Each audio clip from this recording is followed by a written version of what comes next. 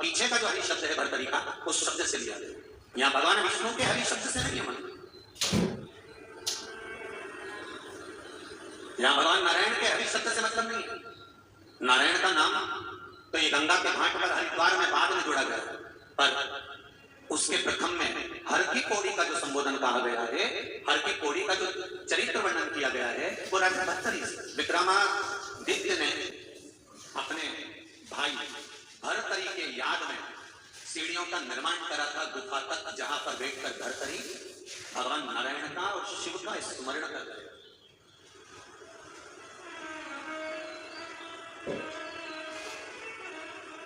जहां पर भगवान विष्णु का स्मरण कर रहे हैं, भगवान गोरखनाथ जी का स्मरण कर रहे हैं, भगवान शिव का स्मरण कर रहे हैं।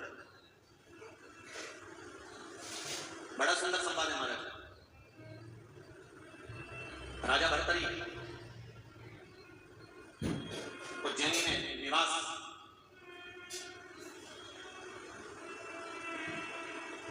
सप्तपुरियों में, दो पुरियों में राजा भर्तरी आते तो जाते थे। पहली अवंतिकापुरी उज्जैन, दूसरी मायापुरी हरिद्वार।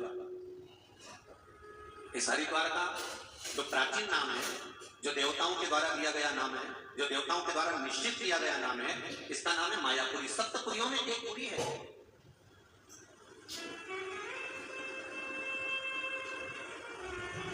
मथुरा, अयोध्या, द्वारका या पुरियों में निर्मित है।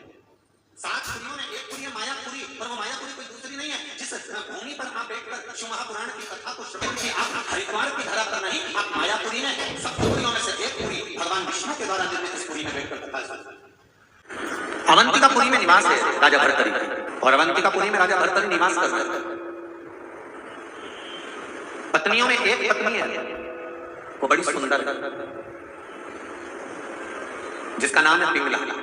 बड़ी सुंदर।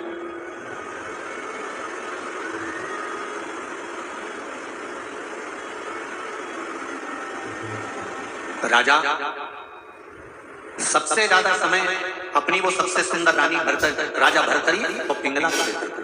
पिंगला कहती कि यहाँ बैठ जाओ, राजा भर्तरी वहां बैठ जाओ। पिंगला कहती है काम कर दो, राजा भर्तरी वो काम कर दे। पिंगला कहती कि मुझे वहां जाना है, राजा भर्तरी रथ चलाने के लिए किसी सारथी को नहीं रखते। राजा भर्तरी जब पिंगला को लेकर जाना होता था तो खुद रथ चलाकर लेकर जाते थे। इतना स्नेह, इतना प्रेम राजा भर्तरी उस रानी से करते। सुंदर भक्ति। एक दिन शिव के भक्त, शंकर के उपासक, शंकर का नाम जाप करने वाले श्री गोरखनाथ जी आए।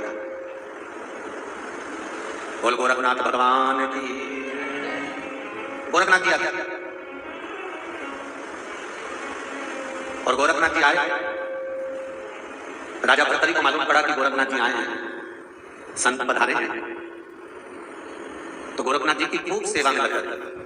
और बहुत ध्यान दीजिए, जब संत, साधु, सन्यासी, तपस्वी, साधक, उपासक, कोई भक्त भगवान का, जिसके भीतर ना छल हो, ना बेईमानी हो, ना कपट हो, ना निंदा हो, ना बुराई हो, ऐसा कोई भक्त, ऐसा कोई साधु, ऐसा कोई तपस्वी, ऐसा कोई साधक आपको मिल जाए और मौका मिले कि हाँ सेवा करना है, कुछ काम करने का, सेवा करने का मौका मिल जाए, कर लो।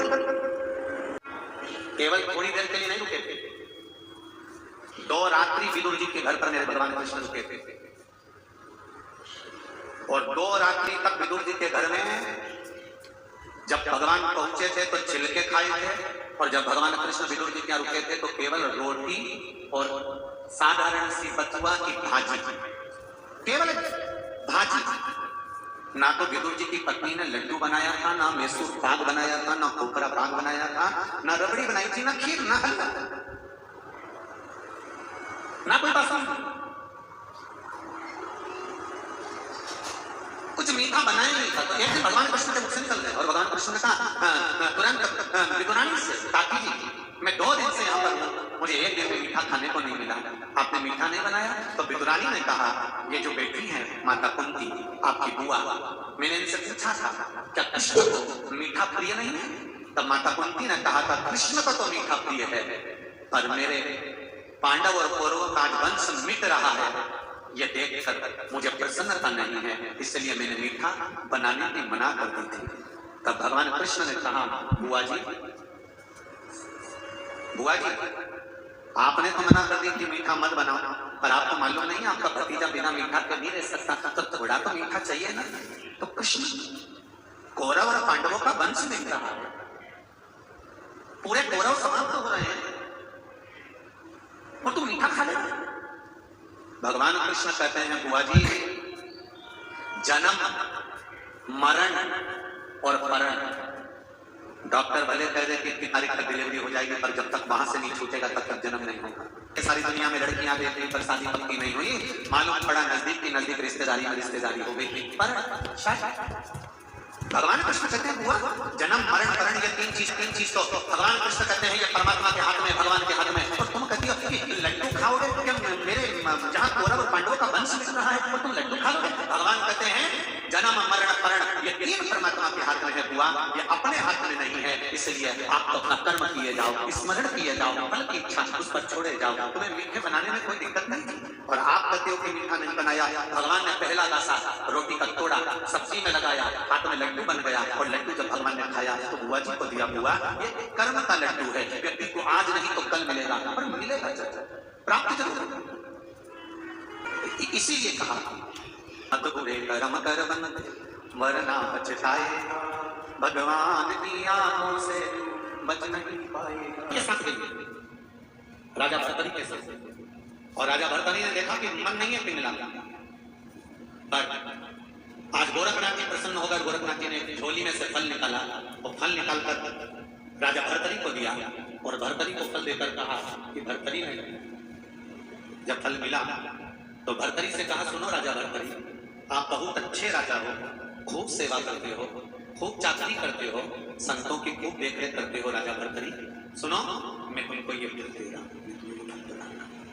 मैं तुमको ये फल दे रहा हूं, और आपको ही नहीं फल दे रहा हूं, इस फल को अगर आप खा लोगे अंतिम समय तक भी बूढ़े नहीं होगे, जवान की जवान बने रहोगे, सुंदर की सुंदर बने रहोगे। लो ये फल। राजा भरतरी ने सोचा इतना सुंदर फल मिला है, मैं जवान बने रहूंगा, बूढ़ा ही नहीं होगा। तो राजा भरतरी बहुत अच्छी सामग्री मिल गई, बहुत अच्छा सामान मिल गया। घर में 4 पुत्र हैं, 4 बेटियां हैं, जिसके प्रति उसका लगाव होगा, जिसके प्रति उसका स्नेह होगा, पत्नी है जिसके प्रति उसका बहुत प्रेम होगा, वो उसी को देगा। राजा भरतरी ने सोचा अगर मैं युवान हो गया, मैं जवान हो गया, पर मेरी पत्नी ये पिंगला अगर बूढ़ी हो गई तो कितनी बुरी लगेगी, मेरा हृदय इस पर आ ही नहीं पाएगा, और मैं जवान होकर के रहूंगा, इस पिंगला को जवान होना चाहिए, अंतिम अवस्था तक ये पिंगला सुंदर दिखना चाहिए, सुंदर दिखे, जवान दिखे, युवान दिखे। उसने ये विचार कर दिया कि काम करता हूँ, ये फल अपनी धर्मपत्नी पिंगला को दे देते हैं, और पिंगला को वो फल देते हैं, और पिंगला से कहा, सुनो इस फल को तुम खाओगी, जवान हो जाओगी, युवान दिखोगी, बूढ़ी नहीं हो सकती, ले यो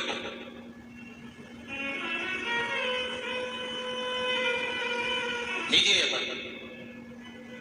पिंगला ने फल लिया, बड़ी खुश। इस हरिद्वार की हर की पौड़ी की जो कथा है कोई साधारण नहीं है साहब, हर कोई नहीं आ जाता हर की पौड़ी। कथा का नाम है हर की पौड़ी शिव महापुराण कथा, हरि का द्वार शिव महापुराण कथा।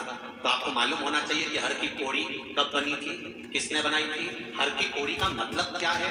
हरिद्वार को तुम हर बार आए, पर तुम्हें मालूम क्या, तुम तो सोचे गंगा का घाट है, हरि का द्वार है, हरि का द्वार जाना है, पर हरि का द्वार से नहीं, भरतरी का हरि लिया है, भरतरी का पीछे का शब्द हरि आया है, और उसकी पौड़ी बनी, उसका सीढ़ियां बनी है, उसके नाम पर चलते, उसको पहचानो क्यों, किस लिए।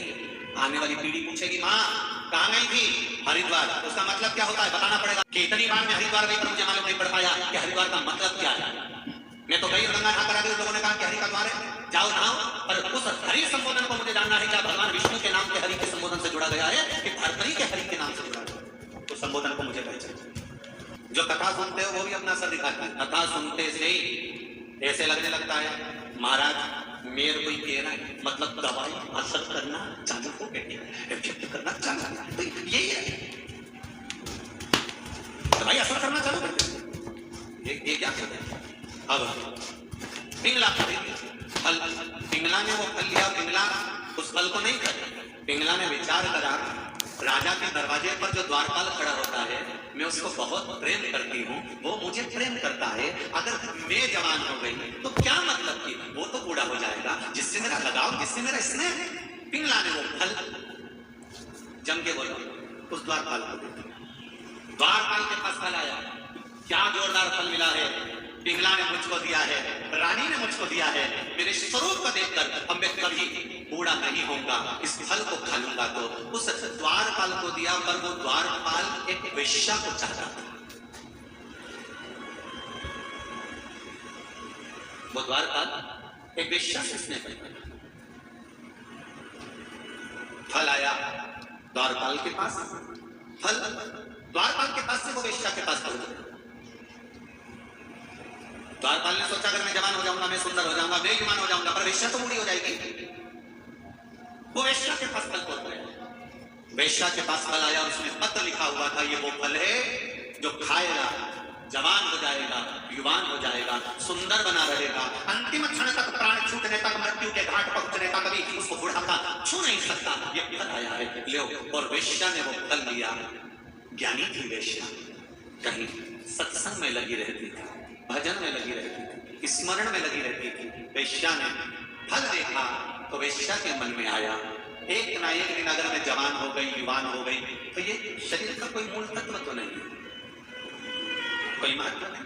वो फल लिया, वेश्या को दे दिया। वेश्या सत्संगी थी, कीर्तनी थी। तो ये शरीर क्या रखना मुझे? हाँ, यदि फल राजा के पास पहुंच जाएगा ना, और राजा यदि जवान हो जाएगा, राजा यदि युवान हो जाएगा, तो पूरा राजपाट सब अच्छा चलता रहेगा। इसलिए इस फल को मैं राजा के पास भेज देता, फल में राजा के पास भेज देता। फल राजा के पास गया, और राजा भर्तरी के सामने जब फल आया और वेश्या ने कहा महाराज ये फल लीजिए, राजा भर्तरी ने पूछा कि ये फल क्यों? ये वो फल है जिसको खाने के बाद आप युवान हो जाएंगे। महाराज मैं चाहती हूं ये फल आप खाएं, और राष्ट्र का राजा जब युवान बनकर राष्ट्र को चलाएगा तो मेरा राष्ट्र पूर्ण आनंद के साथ आगे बढ़ जाएगा। राजा भर्तरी ने पूछा ये बताओ कि ये फल तुम्हारे पास कैसे आया? तो कहा मुझे द्वारपाल ने दिया। द्वारपाल से पूछा ये फल तेरे पास कहां से आया? तो कहा मुझे पिंगला ने दिया। पिंगला से पूछा ये फल, तो पिंगला से पूछने की तो जरूरत ही नहीं थी, क्योंकि राजा ने खुद ही दिया। राजा भर्तरी की आंख से आंसू बहने लगे, और राजा भर्तरी 12 वर्ष तक सप्तपुरियों में से एक पुरी अवंतिकापुरी में तप करते रहे। जब वो पिंगला राजा भर्तरी के सामने दिखने लगी, तब राजा भर्तरी ने विचार करा कि अब इसको कहां लेके जाऊं शरीर को। तब राजा भर्तरी मां गंगा के घाट इस मायापुरी में आए, और इस गंगा के घाट पर एक शिखर में, एक पर्वत में, कंदरा के अंदर तप करने गए। तप करते करते राजा भर्तरी को समय निकल गया, राजा भर्तरी के प्राण छूट गए। विक्रमादित्य का राज्य था। राजा विक्रमादित्य को मालूम पड़ा कि मेरा भाई भर्तरी चला गया है। जिस गुफा में बैठकर राजा भर्तरी ने तप करा, उस भर्तरी की गुफा से लेकर गंगा के घाट पर रोज भर्तरी नहाने आते थे, तो वहां से वहां तक की पौड़ी बनाई गई और सीढ़ी बनाई गई। उसी पौड़ी को भर्तरी की गुफा तक लिया गया। भर्तरी के आखिरी में आता है हरि। आप बोल करते कि भर्तरी आखिरी में आता है हरि, और पौड़ी बनाई गई, तो इसका नाम हर की पौड़ी रखा गया। ये वो हर जहां गंगा के घाट पर राजा भर्तरी ने बैठकर भगवत स्मरण करा, ये हर ऐसी पुनीत पावन हर की पौड़ी पर अपन सब शिव महापुराण की कथा श्रवण कर रहे हैं। हमारे बीच